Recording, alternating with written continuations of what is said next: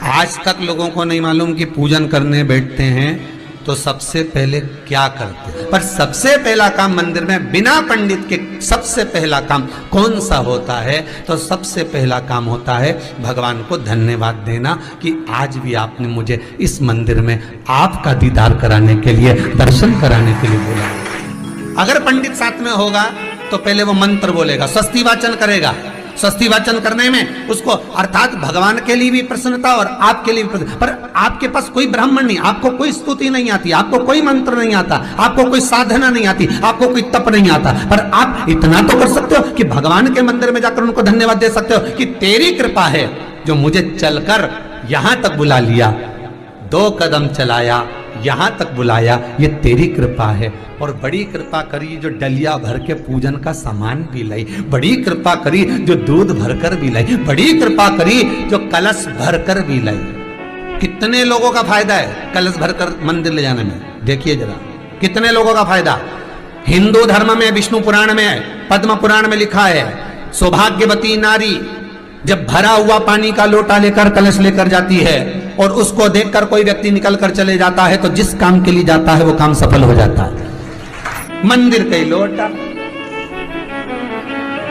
मंदिर का ही पानी, सिर पे पल्लू लेके हर हर महादेव बस शिव जी के चढ़ा रही और इतने प्रेम से रिझा रही। अब फ्री का पानी था तो एक लोटे में मन भी नहीं माने। अरे करा तो भगवान के सम्मुख में पहुंचकर अगर आप जल का पात्र भी लेकर जा रहे हो, भरा हुआ लेकर जा रहे हो, तो कितनी प्रसन्नता की बात है।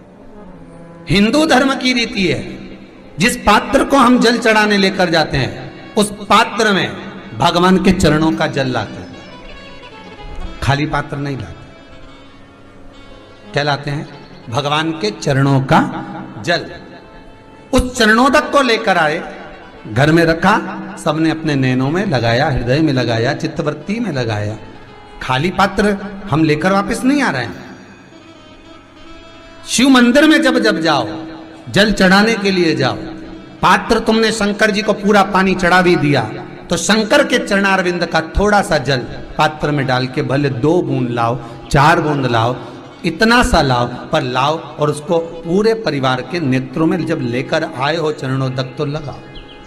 पर खाली पात्र नहीं लेकर आना। खाली पात्र लाने में ध्यान दीजिए, जब आप पूरा जल समर्पित कर देते हैं, जल समर्पित भी पूरा करना है, भगवान को चढ़ा रहे हो तो पूरा समर्पण होना चाहिए, पूर्ण समर्पण। इसलिए शंकर भगवान को अधूरा समर्पण नहीं, इसलिए श्रीफल भी पूर्ण चढ़ता है। शंकर जी के मंदिर में श्रीफल नहीं फूटता, पूर्ण श्रीफल। बेलपत्री भी पूरी, चावल का दाना भी चढ़ेगा तो आखा, फल भी चढ़ेगा तो आखा, फूल भी चढ़ेगा तो आखा। भगवान को कोई चीज खंडित नहीं चढ़ती, शिव जी को जल भी चढ़ेगा तो पूर्ण। जिस जल को चढ़ाने के लिए लेकर गए उसको बचाकर नहीं लाना है शिव मंदिर में से, संपूर्ण भाग। क्योंकि भगवान के चरण की रज जब हमारे घर में प्रवेश करेगी तो हमारा आत्म कल्याण तो स्वतः ही हो जाएगा, शिव करुणा कर ही देंगे। पर कई लोगों की आदत रहती है, और आपने भी गलती करी होगी, गए होगे, चढ़ाकर भी आए होगे, पूरा पानी भी उंडेल कर आए होगे, चढ़ा भी दिया, छोड़ भी आए, पर लेकर नहीं आए होगे।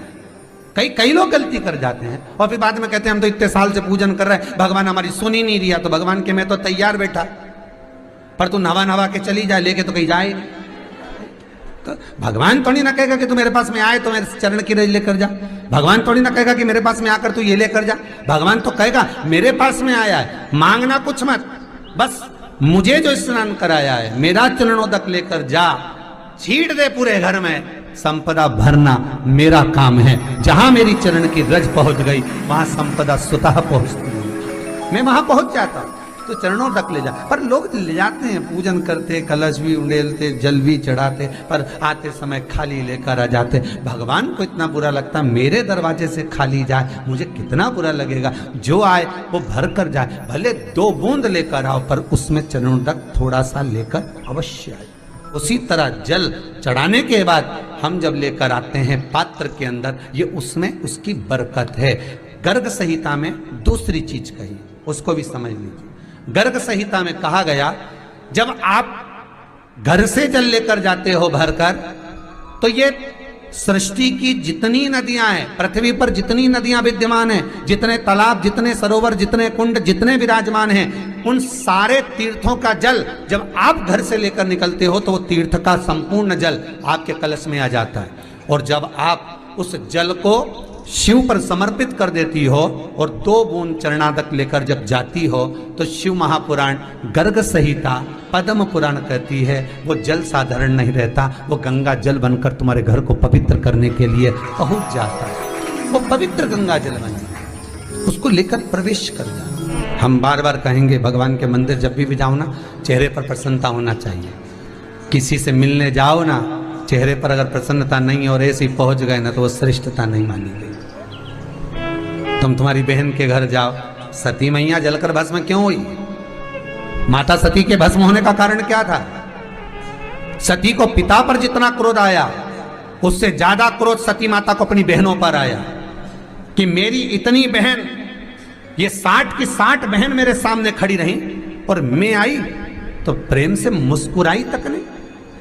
आप किसी के यहाँ जाओ और कोई के यहाँ पहुंचे और जाते से ही आप उस पहुंचे और कहा जी जी राधे राधे, जय श्री कृष्णा, हर हर महादेव, श्री शिवाय नमस्तुभ्यम, ओम नमः शिवाय, आपने बोला और उसके चेहरे पर प्रसन्नता नहीं आया तो ऐसे घर में जाने से कोई फायदा है क्या? और आप किसी के यहाँ जा रहे हो तो आपके चेहरे पर भी प्रसन्नता होना चाहिए, सामने वाले को तो हो, आपके भी चेहरे पर भी। मंदिर में जब जब जाएं, गुरु के दरवाजे पर जब जब जाएं, परमात्मा के चरणार विंद में जब जब जाएं, माता पिता के चरणों में जब जाएं, घर के बुजुर्गों के पास जब जाएं तो तुम्हारे चेहरे पर प्रसन्नता होना चाहिए।